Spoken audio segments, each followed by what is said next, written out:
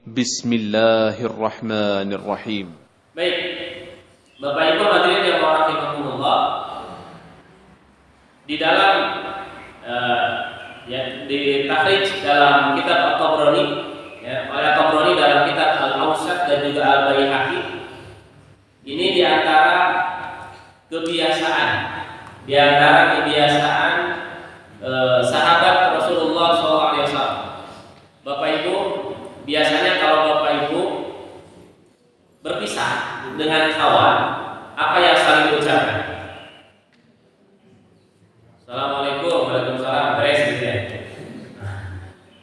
Ini ada kebiasaan unik sahabat. Kita lihat. Kana rajulani min ashabi Rasulillah SAW. Ada dua orang di antara sahabat Rasulullah SAW. Idza taqaya, apabila kedua orang itu saling bertemu, lam yatafarraqa, dan mereka tidak berpisah. Hatta yaqra'a ahaduhuma 'alal akhar surah wal 'asr.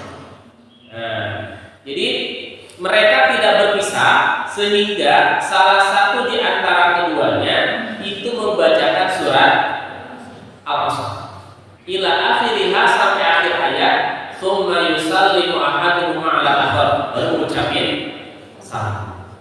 Ini kebiasaan unik. Mau dipraktekkan?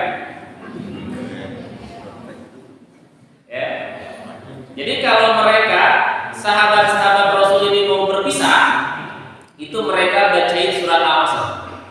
Wal 'asri innal insana lafi khusrin illa alladziina aamanu wa 'amilus shalihaati wa tawassaw bil haqqi wa tawassaw bis sabr. Assalamualaikum.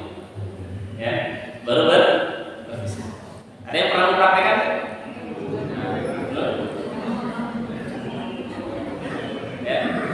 Nah, pendek itu cuma 3 ayat.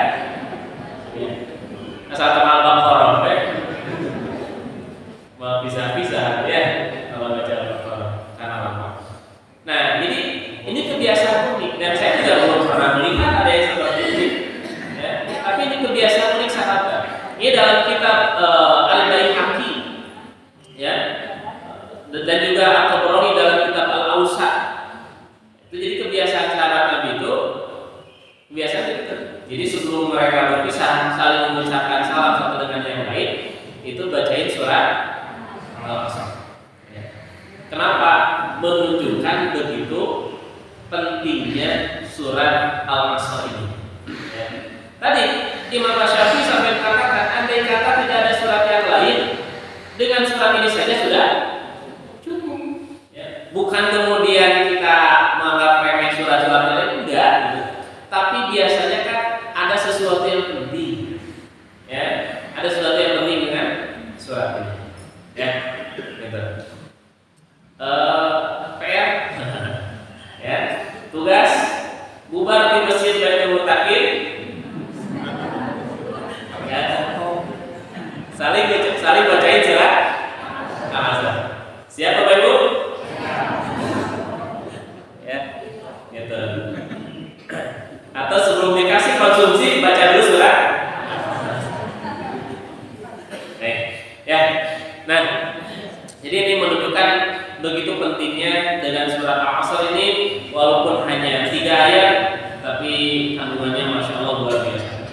Nanti kita akan dalami bagaimana pentingnya kandungan yang ada dalam surat Al-Asr. Baik, seperti biasa Bapak Ibu sekalian, kita akan coba bedah dulu kulitnya, terkait dengan seputar surat Al-Asr. Kalau kita lihat di mushaf Bapak Ibu, kalau kita lihat di mushaf Al-Quran, surat Al-Asr ini urutan ke berapa? Urutan ke 103. Setelah surat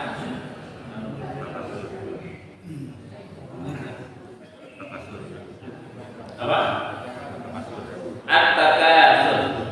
Nah, silakan dibuka digital Al-Qur'annya. Digital Quran dibuka.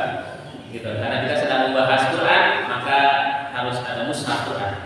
Kalaupun tidak Quran secara langsung, boleh dalam bentuk aplikasi yang ada dalam handphone. Baik, Bapak Ibu Jadi surat Al-Asr ini Allah simpan setelah surat At-Takatsur, sebelum surat Al-Humazah. Coba lihat. At-Takatsur, Al-Asr, kemudian Al-Humazah. Ya. Sering saya sampaikan, Allah menyimpan satu surat di posisi keberapa, disimpan setelah surat apa dan sebelum apa, itu bukan tanpa hikmah. Ya, pasti ada hikmah yang terdalam yang ingin Allah sampaikan kepada kita. Dan itulah tugas kita, bagaimana kita menggali, mencari. Kenapa sih surat ini disimpan di sini gitu? Ya, itu kan kehendak Allah, kumaha Allahnya. Terus beres ya kamu. Ustaz, kenapa Al-Baqarah disimpan setelah surat Al-Fatihah sebelum Ali Imran? Ya, memang kehendak Allah.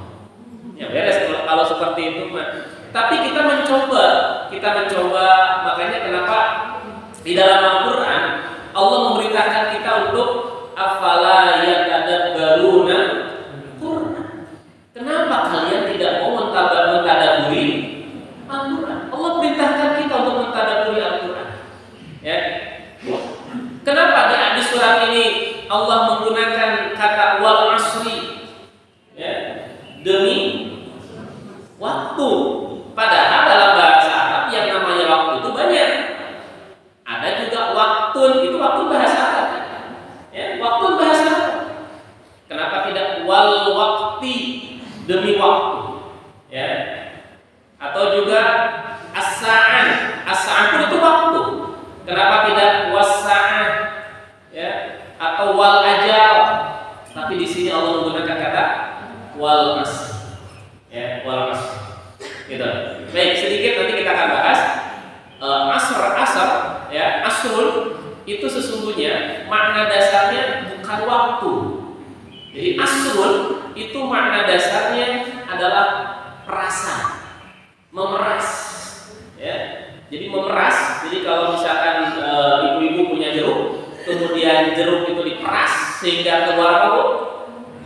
Airnya, ya, maka itu namanya asrul. Ya. Atau kalau dulu ada apa? Kalapa.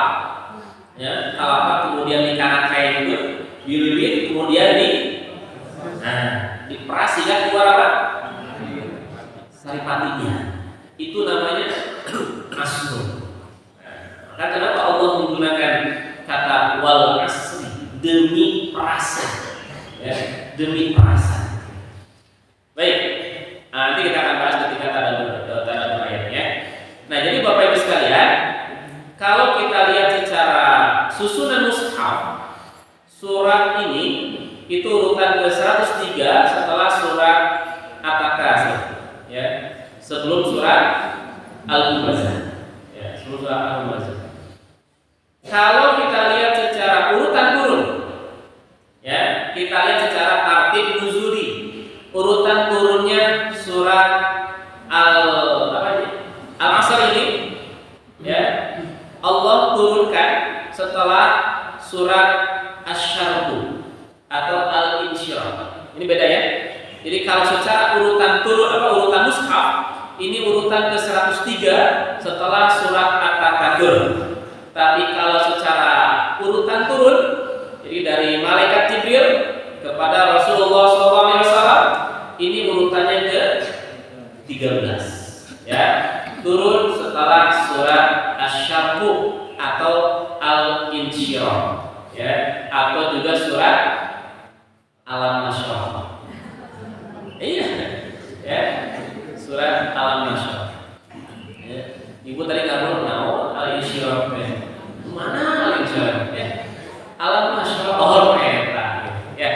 Nah, jadi Bapak Ibu sekalian, jadi kalau secara urutan turun, ini urutan ke-13 setelah surat Al-Insyirah. Ya, beda antara urutan di mushaf dengan urutan turunnya surat.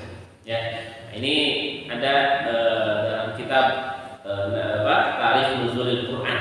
Jadi secara sejarah turunnya Al-Quran. Baik, itu Bapak Ibu sekalian, kita akan lihat dulu secara tartib mushaf ini, ya, secara tartib mushafi. Itu urutan setelah disimpan setelah surat At-Takatsur. Baik. Di surat At-Takatsur Bapak Ibu, ya, kira-kira ini malah, ya, kan Bapak Ibu sudah sering baca surat At-Takatsur ya. Nah, kira-kira di dalam surat At-Takatsur Allah menggambarkan apa? Satu apa? Tentang? Tentang cinta dunia. Ya, boleh mencintai dunia? Ya, cinta dunia. Kemudian yang kedua, kira-kira ketika mendengar kata surah At-Takatsur, gimana kabayang ya? Naon? Lupa tentang kubur. Ya, lupa tentang kubur. Gitu. Kemudian yang ketiga, dua apa Bu? Dari Bapak sudah dua, dari Ibu apa Bu? Kurang jelas apa? Semua perbuatan akan dipertanggung jawabkan. Baik. Nanti kita akan ketemu ya. Insya Allah kita akan bahas surat At-Takatsur itu di pembahasan setelah surat At-Takatsur ini. Baik, Bapak Ibu sekalian, di surat At-Takatsur ya, Allah menggambarkan kepada kita yang pertama tentang apa? Tentang kelalaian manusia. Ya, tentang kelalaian manusia karena apa? Karena berlomba-lomba untuk saling memperbanyak segala sesuatu. Ya, coba lihat di awalnya. Alhaakumut takatsur. Ya, alhaakum telah melalaikan kalian at-takatsur. Apa arti at-takatsur? At-takatsur itu artinya memperbanyak. Ya, jadi telah melalaikan kalian memperbanyak. Banyak manusia yang mereka terlalaikan karena memperbanyak segala sesuatu. Memperbanyak apa? Apa? Ya. Memperbanyak harta bisa melalaikan tidak, Pak? Memperbanyak harta bisa melalaikan? Ya. Memperbanyak istri? Ya. Bapak tidak boleh menjawab, Bu. Ya. Bapak tidak boleh menjawab. Ya. Tapi nanti tidak setiap memperbanyak itu akan melalaikan. Ya. Makanya nanti beda. Di surat At-Takatsur ini alhaakumut takatsur, di situ ada alif lam. Ya. Alif lamnya itu ada maknanya. Jadi alif lam di kalimat alhaakumut takatsur, maaf. Di kalimat At-Takatsur itu ada alif lam. Dan alif lamnya itu ada maknanya. Tidak segala sesuatu memperbanyak itu menyebabkan kita atau manusia terlalaikan. Ya, buktinya memperbanyak ilmu melalaikan tidak? Tidak. Ya. Memperbanyak zikir tidak melalaikan. Memperbanyak sedekah. Jadi artinya nanti tidak setiap yang memperbanyak melalaikan. Tapi di sini di surat At-Takatsur Allah menggambarkan banyak manusia yang lalai karena apa? Berlomba untuk saling memperbanyak. Ini yang pertama. Kemudian yang kedua,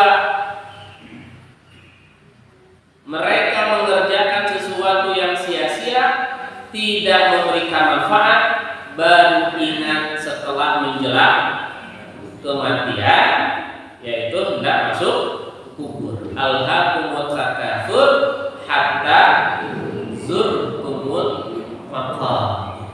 Ya. Jadi yang pertama Allah menggambarkan di surat At-Takatsur ini banyak manusia yang lalai, ya, karena berlomba-lomba untuk segala sesuatu.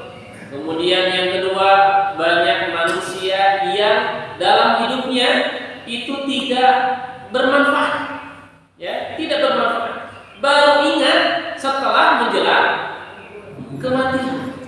Walaupun di ayatnya hatta zurtumul maqabir, sehingga kalian masuk kubur, tapi maksudnya bahwa seseorang itu baru sadar ketika menjelang kematiannya.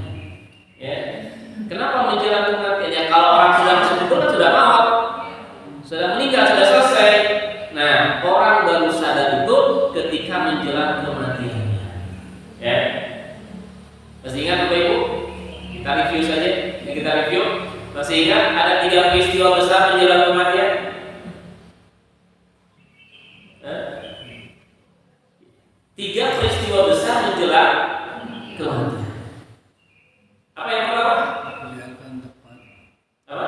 Kelihatan tepat. Yang pertama Allah bukakan hijab. Allah bukakan penghalang, ya, yang selama ini menutupi pandangan kita. Jadi hal-hal yang gaib Allah tutup. Kita nggak bisa melihat sekarang. Ya, kita lagi kumpul sekarang di sini. Ada malaikat bersama kita? Ada. Walaupun tidak terlihat, tapi ada. Menjelang kematian Allah bukakan hijab itu. Allah bukakan dinding yang menghalangi pandangan kita. Dibukakan sama Allah. Baru sadar. Oh, gitu. Ya, ketika menjelang kematian. Lihat Fir'aun. Fir'aun ketika menjelang kematian baru percaya adanya Tuhan Musa dan Harun. Maka Fir'aun mengatakan, "Amantu bi Rabbi Musa wa Harun." Sekarang saya percaya kepada Tuhan yang Musa dan Harun. Tapi ketika hidupnya, apa yang Fir'aun katakan? Ketika hidupnya Fir'aun mengatakan, "Ana Rabbukumul A'la." Saya Tuhan kalian yang paling tinggi. Kenapa? Tabir kegaiban masih tertutup. Ya, tabir kegaiban masih tertutup. Fir'aun mengatakan, "Saya Tuhan kalian yang paling tinggi." Tapi ketika tabir dibuka, baru bilang, "Oh, saya percaya." Ya, nah, banyak manusia yang lalai, ya, banyak manusia yang sia-sia, tidak memberikan manfaat atau tidak bermanfaat dalam hidupnya, baru dia sadar ketika menjelang kematian. Ya, jadi yang pertama dibukakan hijab, ya, dibukakan tabir kegaiban. Mana ayatnya? Surat Qaf ayat 22. Laqad kunta fi ghaflatin min hadza fakashafna 'anka ghita'ak. Fakashafna, kami akan bukakan, 'anka ghita'aka, sesuatu yang menutupi pandangan kalian. Fabasarka, maka ketika menjelang kematian pandanganmu begitu sangat tajam. Ya. Makanya lihat Bapak Ibu, kalau orang-orang yang mau meninggal, ya, orang-orang yang mau meninggal, coba lihat kemana arah pandangannya. Ya. Lihat Subhanul Basar, mata itu akan mengikuti di mana datangnya malaikat maut. Ya. Mata itu akan melihat, mengikuti di mana datangnya malaikat maut. Jadi tabir kegaiban dibukakan oleh. Kemudian yang kedua apa? Dibuka hijab oleh Allah. Dibuka dinding, tembok, pagar yang menghalangi pandangan kita dibukakan oleh Allah, sehingga tabir kegaiban akan terbuka. Ya. Yang kedua, halo. Ya, kalau lupa wajar, ya, wajar. Itu sudah 3 tahun yang lalu, 3 tahun atau 4 tahun yang lalu kita bahas mengenai bab itu, ya. Nah, jadi yang kedua apa? Yang kedua, ketika orang menjelang kematian, maka dia akan merasakan yang disebut dengan sakaratul maut. Ya, innalil mauti sakarat, kata Nabi. Sesungguhnya kematian itu memiliki sakarat. Ya, sakarat. Kemudian yang ketiga, apa peristiwa besar yang ketiga? Peristiwa besar yang ketiga adalah asyaitanu indahu. Ya, ada setan yang senantiasa di sampingnya. Ya, gitu. Jadi ada setan yang senantiasa di sampingnya. Terus setan tadi bisiki, ya, supaya orang itu tidak mengucapkan kalimat tauhid, tidak mengucapkan kalimat la ilaha illallah. Maka Nabi menekankan. Apa kata Nabi? Nabi perintahkan kepada kita, hei kalian yang berada di samping orang yang meninggal, lakinu mautakum bila talqinkan, ajarkan, gitu ya, ajarkan orang yang sedang dalam kondisi sakaratul maut kalimat la ilaha. Kenapa? Karena di sampingnya ada asyaiton, ada setan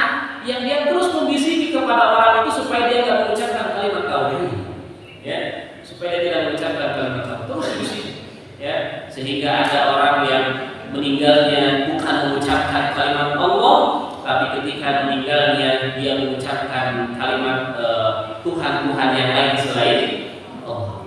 Ya, ada lagi yang ketika menjelang kematiannya karena sehari-hari dangdutan wae, ya, ketika menjelangnya malah nyanyi dangdut.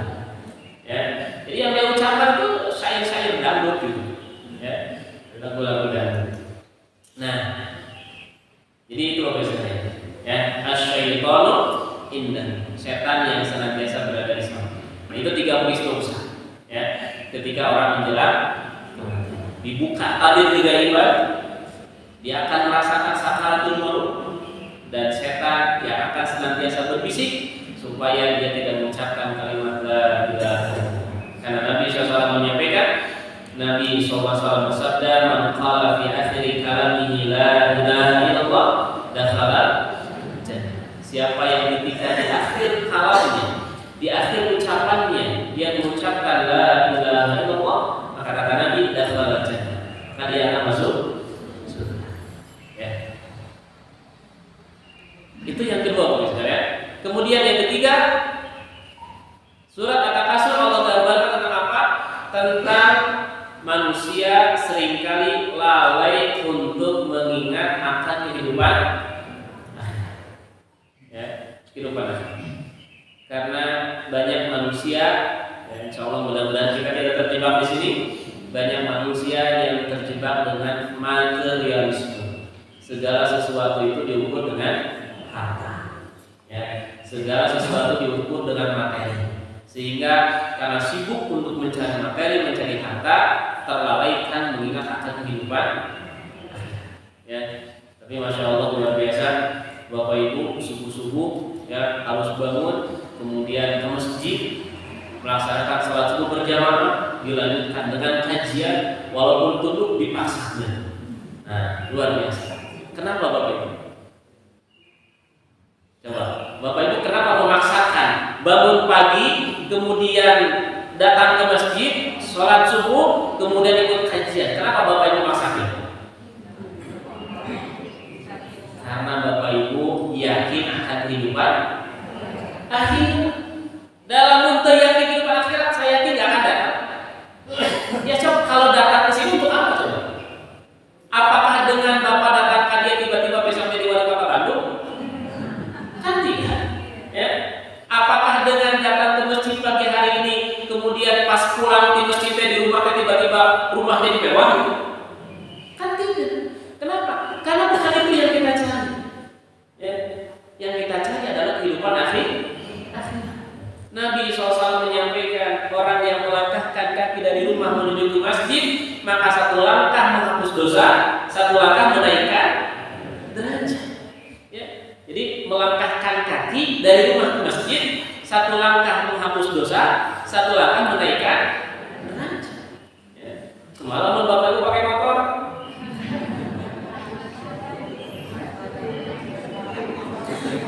ya, gitu. Betul Pak, ya, motornya dituntun kan Bu? Ya, memang dengan hadis tersebut ada ulama yang menganjurkan kita kalau ke masjid jalan kaki. Ya, ada ulama yang menganjurkan kalau ke masjid jalan kaki. Ya, Ustaz rumah halaman jauh, ini setiap langkah lah ya, gitu. Nah, tapi kalau misalkan halaman jauh harus pakai kendaraan, nggak ada masalah, ya. Nah, jadi melangkahkan kaki dari rumah ke masjidnya saja itu sudah menghapus dosa, sudah menaikkan derajat. Ya. Tapi kan ini nilainya apa? Nilainya bukan di dunia, tapi nilainya di akhirat. Ini akan kita bawa gitu. Nah, orang kalau nggak percaya akhirat, ngapain juga ke masjid? Ya. Kalau tidak percaya akhirat. Makanya Nabi SAW beliau bersabda, kalau ada seseorang dia berangkat dari rumah ke menuju ke masjid, kata Nabi, saksikan itu orang yang beriman. Ya, itu orang yang makanya insya Allah Bapak Ibu yang hadir pada pagi hari ini orang-orang yang wajah-wajah lagi, wajah-wajah di surga dulu. Ya. Insya Allah. Ya. Nah, jadi banyak manusia yang lalai akan mengingat akan kehidupan. Kemudian yang keempat, di surat At-Takasur Allah menggambarkan bahwa semua nikmat akan dipertanggungjawabkan. Nah, minimal 4 ini. 4 maqasid atau tujuan dari surat At-Takasur. Kenapa Allah turunkan surat At-Takasur? Karena Allah ingin mengingatkan kepada kita. Banyak manusia yang lalai. Yang kedua, banyak manusia yang sibuk berlomba-lomba, ya, menumpuk-numpuk. Yang ketiga, banyak manusia yang lupa akan kehidupan akhirat. Dan yang keempat, Allah mengingatkan kepada kita bahwa semua nikmat yang Allah berikan kepada kita akan dipertanggungjawabkan.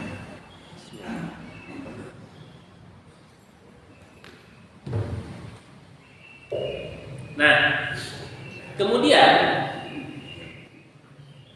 setelah surat At-Takasur, Allah simpan surat Al-Asr.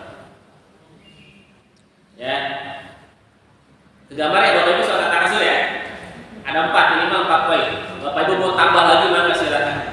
Ya, Ustaz, saya baca At-Takasur, saya memahami ada tambahan yang kelima yang keenam, enggak silakan. Ya, silakan. Gitu.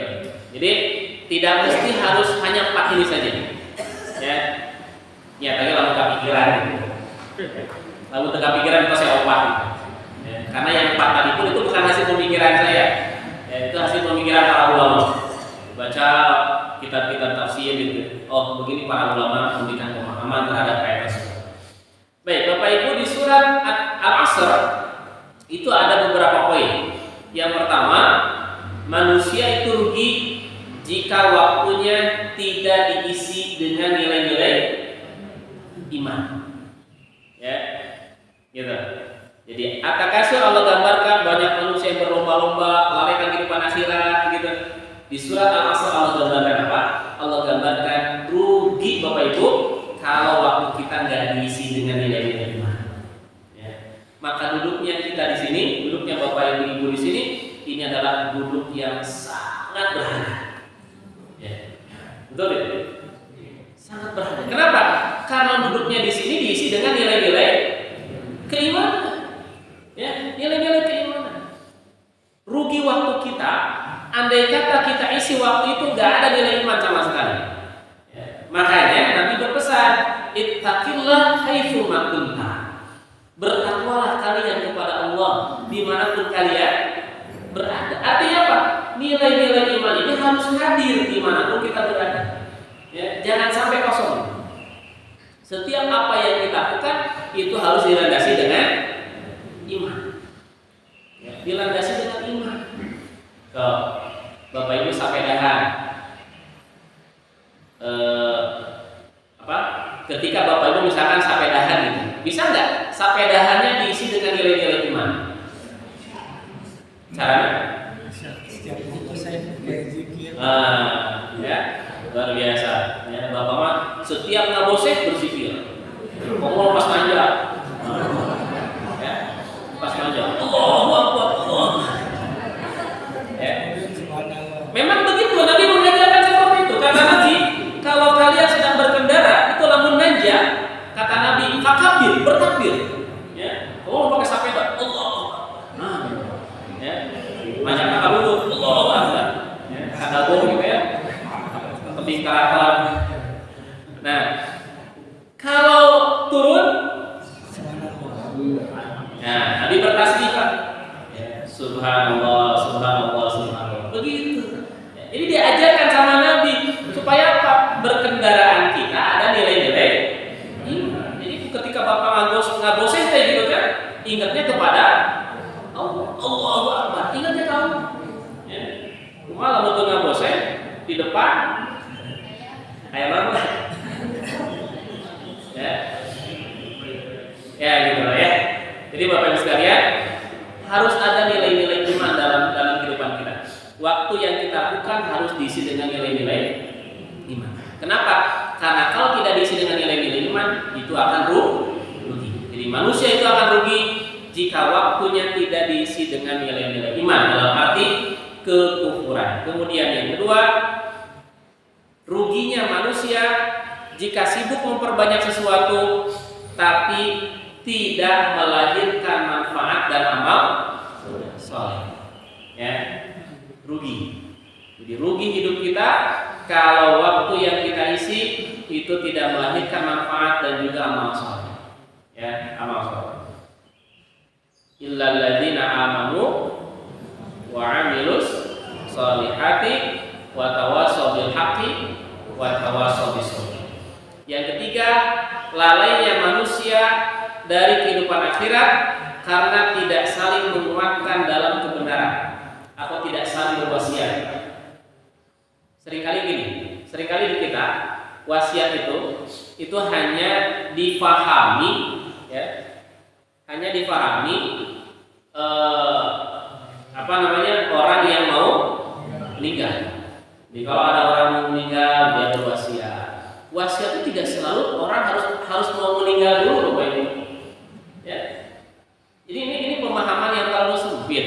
Jadi kalau wasiat itu, ya, itu hanya dilakukan oleh orang-orang yang mau meninggal. Padahal yang namanya wasiat itu apa? Wasiat itu saling menguatkan dalam kebenaran. Itu namanya wasiat. Ya. Ada kawan kita lagi futur, lagi malas ibadah teh gitu ya. Lagi malas ibadah teh. Kita dapetin, kita ngobrol, ya, kemudian kita komunikasi dengan kawan kita kuatkan dia supaya semangat lagi ibadah. Wasiat. Wasiat. Ya. Tahu dianggap ketika kita ngasih penguatan seperti itu dianggap orang keren. Mau? Bukan. Ya, bukan. Jadi wasiat itu saling menguatkan, ya, saling menguatkan. Nah, di sini di poin yang ketiga, lalainya manusia dari kehidupan akhirat karena tidak saling menguatkan dalam kebenaran. Ya, pertemuan kita pagi hari ini atau kajian-kajian yang diselenggarakan oleh Masjid Baitul Mutakin ini adalah salah satu bentuk tawassul bil haq, saling menguatkan, ya, saling menguatkan. Dan kadang-kala ada sifat kurang dikenal sebagai, ya, Korea baca Quran, Korea melaksanakan ibadah, gitu ya. Nah, maka dengan kumpulnya seperti ini saling menguatkan satu dengan yang lain. Oh iya ya, kita ini hidup bukan hanya di dunia saja. Ada kehidupan akhirat yang sedang menunggu kita.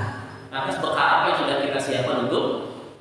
Nah, mudah-mudahan semangat kita untuk duduk di majelis ilmu ini sebagai sarana untuk menambah amal saling menguatkan. Ya. Kemudian yang keempat, Bapak Ibu sekalian, bersabar. Ya. Di surat Al-Asr ini Allah menggambarkan supaya kita bersabar dalam melaksanakan perintah Allah dan bersabar dalam menjauhi larangan Allah. Ada 4, ya. Ada 4 poin di surat Al-Asr ini. Yang pertama adalah pentingnya iman. Ya, pentingnya nilai-nilai iman.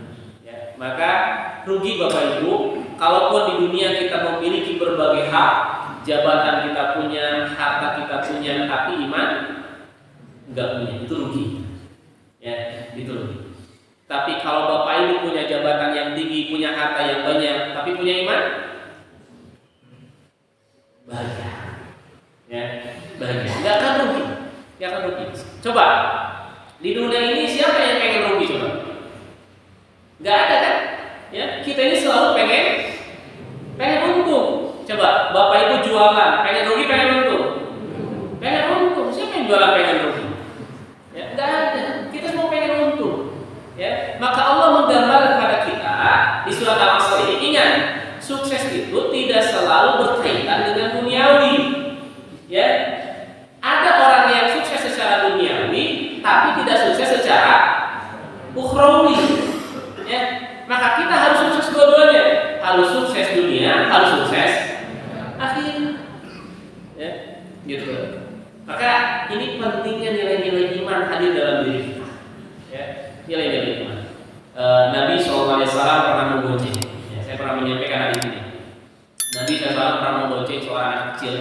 Itu usia 10 tahun. Ya, dibonceng sama Nabi. Kemudian Nabi SAW Nabi berkomunikasi dengan anak itu. Ini anak usia 10 tahun, ya. Anak usia 10 tahun, Nabi kemudian berkomunikasi, berdialog dengan anak kecil itu. Apa kata Nabi? Nah, ihfadillah yahfadka. Nah, jagalah Allah, Allah akan menjagamu. Nah, ihfadillah tajidhu tujahaka. Nah, jagalah Allah, engkau akan mendapati Allah di hadapanmu.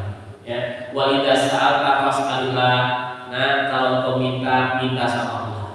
Wa idza sta'anta fasta'in billah. Kalau engkau minta sesuatu, minta tolong, maka minta tolonglah sama Allah. Ini seorang nabi berdialog dengan anak kecil yang usia 10 tahun. Kenapa Nabi dialognya seperti itu? Karena Nabi ingin menanamkan iman. Ya. Kalau iman sudah tertanam dalam hati seseorang, iman sudah tertanam dalam jiwa seseorang, walaupun anak usia 10 tahun, Bapak Ibu, ya, anak usia 14 tahun, ada anak usia 14 tahun nangis. Kenapa? Gara-gara sholat subuhnya ketinggalan berjamaah. Ya. Gara-gara sholat subuhnya ketinggalan berjamaah. Anak usia 14. Kenapa bisa nangis begitu? Karena iman. Rugi kalau saya sholat subuhnya ketinggalan. Rugi kalau saya tidak mengerjakan amal soleh. Rugi kalau hari ini saya tidak baca Quran. Rugi kalau hari ini saya tidak hadir ke majelis taklim. Itu hadirnya nih. Maka sesuatu yang sangat penting, sesuatu yang sangat berharga ketika iman hadir dalam diri. Ya, baik. Bapak Ibu hadirin jamaah rahimakumullah, ya. Sedikit lagi. Jadi tartib mushafi, ya. Ini kita bahas tartib mushafi. Satu lagi kita bahas tartib nuzuli, ya. Jadi tartib nuzuli kita persingkat saja. Jadi kalau tartib nuzuli, susunan surat berdasarkan turunnya, ya. Jadi surat Al-Asr tadi urutan keberapa?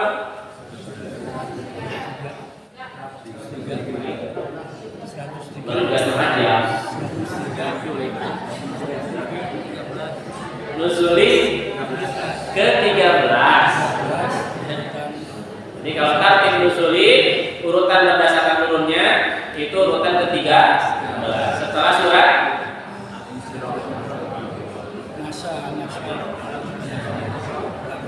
ya. Surat Al-Insyirah atau Alam. Baik. Nah, Bapak Ibu,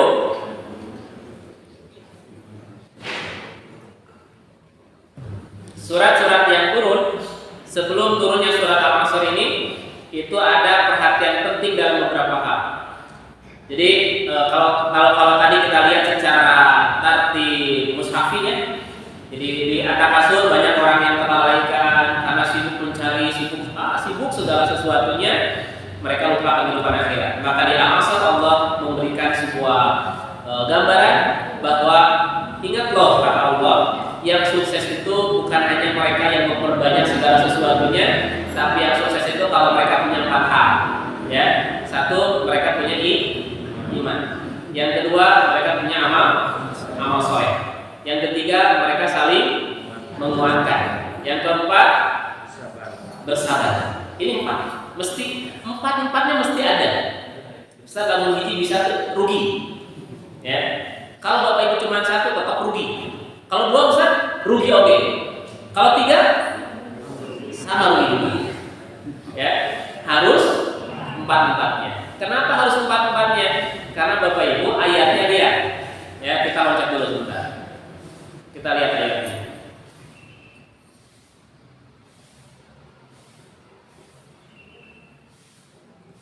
Coba lihat. Bapak Ibu perhatikan di ayat yang ketiga.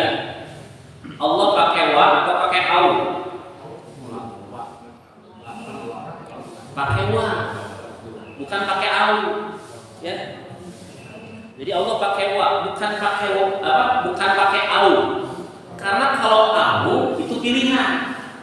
Jadi kalau misalkan begini, illal ladzina amanu au amilus shalihat au tawassaw bil haqqi au tawassaw bis sabri, maka itu pilihan. Silakan Bapak Ibu pilih salah satu saja. Ya. Kalau sudah punya iman, sudah sukses, jangan rugi, untung, gitu. Tapi di sini Allah menggunakan waw. Maknanya apa? Kalau menggunakan waw, maknanya semuanya harus ada. Satu saja nggak ada, rugi. Ya, satu saja nggak ada, rugi. Makanya yang pertama harus ada iman. Yang kedua harus ada amal soleh. Maka rugi kalau orang hanya punya iman tapi tidak ada amal soleh, rugi. Ya, iman punya, amal soleh juga dilakukan, tapi tidak pernah saling menguatkan dalam kebenaran. Itu pun rugi juga. Ya, harus saling menguatkan. Yang keempat harus ada. Karena ini pakai waw ya, jadi semuanya harus ada. Ya, harus ada semuanya. Kalau salah satu saja kita nggak ada, rugi kita. Ya. Nah, jadi surat-surat yang turun sebelum turunnya surat Al-Asr ini itu ada beberapa perhatian. Jadi yang pertama ada surat yang memerintahkan kita untuk sering membaca, sering belajar, dan juga mencari ilmu. Ya. Karena orang-orang yang rugi adalah orang-orang yang tidak pernah mau membaca, orang-orang yang tidak pernah mau belajar, dan orang-orang yang tidak pernah mau mencari ilmu. Makanya Nabi SAW banyak sekali hadis-hadis memotivasi kita supaya banyak baca, banyak belajar, banyak mencari ilmu. Ya, banyak mencari ilmu. Banyak kita hadisnya. Sampai Nabi memotivasi kita majelis ilmu itu raudhatun min riyadil jannah. Ya, majelis ilmu itu seperti taman di antara taman-taman surga. Berarti Bapak Ibu sedang berada di taman surga. Apa masuk kebunnya? Ya. Nah, jadi orang-orang yang ketika hidup di dunia dia sering hadir di majelis ilmu, maka dia sedang berada di taman surga. Kalau dia sering menghadiri taman-taman surga, maka insya Allah nanti Allah akan mudahkan kita untuk bisa memasuki kebun surga. Ya, makanya kebun surga itu terjemah dalam Quran dengan istilah jannah. Jannah itu kebun, ya, jannah itu. Jadi gimana mungkin orang nggak pernah menghadiri taman-taman surga ketika di dunia, bagaimana mungkin ketika di akhirat dia bisa masuk kebun surga? Jadi kalau orang sudah berada di taman, maka sebentar lagi dia masuk kebun. Insya ya. Jadi perhatian untuk membaca, belajar, dan mencari ilmu. Kemudian yang kedua, penjelasan akan kebutuhan manusia sehingga tidak mendurhakai terhadap agama. Ya, mencakup untuk menjelaskan peran Allah bagi manusia, menjelaskan tentang tugas Rasul sebagai penyampai risalah Allah, dan juga undang-undang mengenai hari pembalasan. Kemudian juga mendorong untuk beribadah kepada Allah, sholat, berdoa, memberi makan orang miskin, dan juga memberi orang yang memiliki kebutuhan lainnya. Nah, jadi ini surat-surat, ya. Jadi sebelum Allah turunkan surat Al-Asr ini, surat-surat yang sebelumnya itu menguatkan tentang apa? Tentang kewajiban membaca, kewajiban hadir di majelis ilmu, begitu ya. Kemudian juga Allah menjelaskan tentang apa? Tentang tugas seorang Rasul, kewajiban kita bukan hanya untuk beribadah saja, tapi kewajiban kita juga peduli kepada masyarakat, kepada lingkungan, dan sebagainya. Ya, memperbanyak sholat, doa, dan sebagainya. Nah, Allah menguatkan itu semua. Ya, di surat-surat sebelumnya menguatkan agar kita banyak mengerjakan amal soleh. Nah, Allah turunkan surat Al-Asr sebagai penguat, ya, sebagai penguat. Ya, artinya kalau kita nggak termasuk, ya, kita tidak pernah mengerjakan amal soleh, kita nggak pernah sholat, nggak pernah berdoa, nggak pernah hadir di majelis ilmu, gitu. Maka di surat Al-Asr Allah ingin menggambarkan rugi orang yang seperti itu. Ya, rugi orang yang seperti itu. Makanya turunnya surat Al-Asr memotivasi para sahabat untuk semangat dalam mengerjakan amal soleh, semangat untuk hadir di majelis, ya, untuk hadir di majelis. Baik, Bapak Ibu hadirin jamaah rahimakumullah, ini bahasan kita terkait dengan tartib mushafi dan juga tartib nuzuli. Nah, karena sudah habis waktunya, nanti kita akan bahas, ya, tadabbur ya, tadabbur surah Al-Asr ya, insyaallah di pertemuan yang akan datang. Mudah-mudahan bisa kita bahas sebelum Ramadan ya. Insyaallah Ramadan bulan April ya. Jadi mudah-mudahan nanti di bulan Maret ada satu pertemuan kita bahas tadabbur surah Al-Asr. Hari ini penting Bapak Ibu menguatkan untuk diri saya dan juga saya sampaikan kepada Bapak Ibu sekalian. Kita lihat di surah Al-Asr Allah susul ya. Allah susul antara Al-Asr, Al-Insan dengan Khusrin ya. Nanti dalam Al-Qur'an itu kerugian itu ada 3. Ada Khusrin, ada Khusron, ada Khassar. Itu beda maknanya ya. Itu insyaallah kita akan bahas ketika kita mentadabburi surah Al-Asr. Wallahu a'lam bishawab.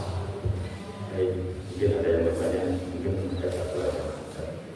Di dalam beberapa ini Tuhan berfirman di mana waktu. Tapi di surat-surat lain juga terus waktu pasti yang khusus.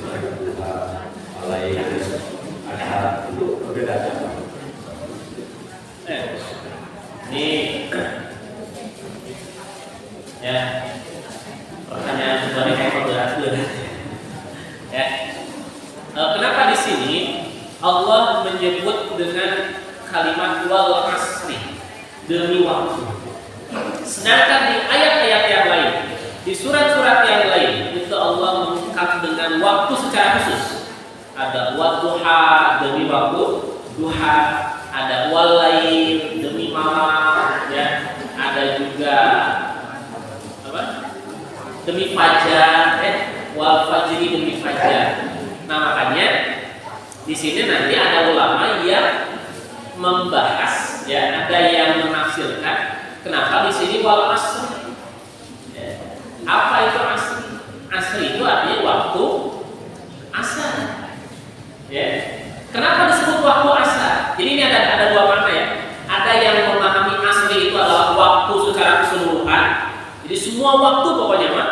Tapi ada juga yang secara lebih detail beliau menyampaikan dalam tafsirnya bahwa asrun itu adalah waktu asar.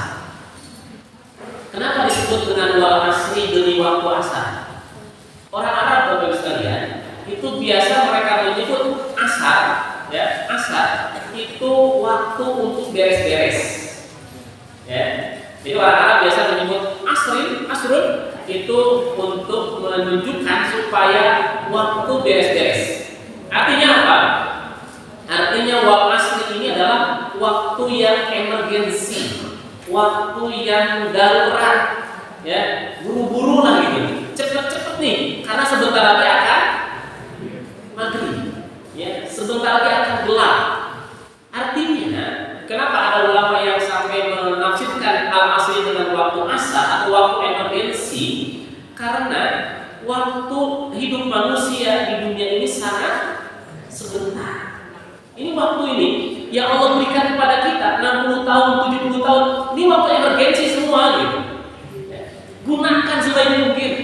Kenapa? Karena kita akan melalui perjalanan yang sangat panjang. Ini jangan disia-siakan. Ayo beres-beres gitu. Ya, harus siap-siap. Ya, jadi kalau diumpamakan mah ini jemputannya maghrib itu mau datang. Ya, jemputan mau datang. Maka asar kita harus segera siap. Begitu juga dengan hidup kita mesti siap. Ya, Bapak Ibu sudah siap pembakalannya belum? Ya, kita siap berangkat nih. Ya, nah begitu Pak. Jadi di sini ada ulama yang menafsirkan dengan wal asri, demi asar. Itu maksudnya adalah waktu yang emergensi, waktu yang sangat darurat. Ini harus betul-betul kita manfaatkan sebaik mungkin, ya. Sehingga nanti para ulama menjelaskan waktu yang emergensi yang sangat singkat ini, ya, yang sangat singkat ini itu akan bernilai yang panjang. Kalau apa? Nah, kalau waktu dia yang singkat ini digunakan untuk dengan mengerjakan amal soleh. Makanya dalam hadis riwayat Bukhari Muslim, idza mata ibnu Adam in qata'a amaluhu. Kalau manusia meninggal maka amalnya semuanya akan terputus. Ya, jadi ketika jemputan sudah datang, malaikat maut sudah datang, maka amal kita akan terputus. illa min talaqatin, kecuali 3 yang akan terus mengalir.